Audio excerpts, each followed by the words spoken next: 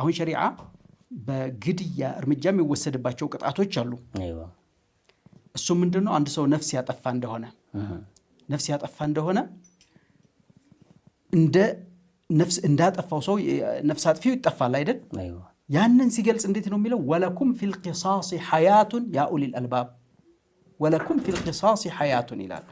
ቂሳስ እንዳደረገ በማድረግ በመበቀል ህይወት አላችሁ ይላል። እንዴት ህይወት ይኖራል? ሰውየው እኮ እየሞተ ነው፣ የተገደለ ነው እኮ።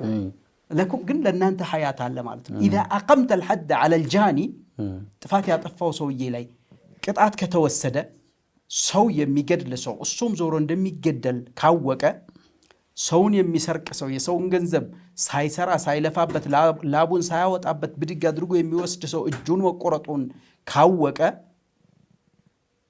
አይሰርቅም፣ አይገድልም። ምክንያቱም ይህ እንደሚደርስበት ስለሚያውቅ ማለት ነው። ስለዚህ በእርግጠኝነት መሬት ላይ የሚወርድ ከሆነ ተግባሩ ራሱ ትንሽ ነው የሚሆነው ነው በጣም። ስለዚህ ያን ወስዶ እጁን ከሚያጣ አርፎ ቢቀመጥ ይመርጣል። فلذلك الله عز وجل ولكم في القصاص حياة يا أولي الألباب ያለ እናንተ የአይምሮ ባለቤቶች ሆይ እንዳደረገ በማድረግ እኮ በበቀል ውስጥ እኮ ለእናንተ ህይወት አላችሁ አለ። ህይወቱ ይህ ነው። ሌሎቹ ይጠበቃሉ፣ ይከበራሉ። النفس بالنفس والعين بالعين ብሎ ማለት ነው። ስለዚህ መሰረታዊ የሆነ እሴት ነው፣ መሰረታዊ የሆነ መርህ ነው።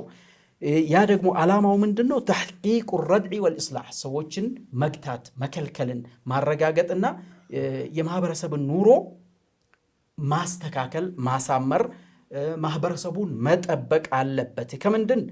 ከበደል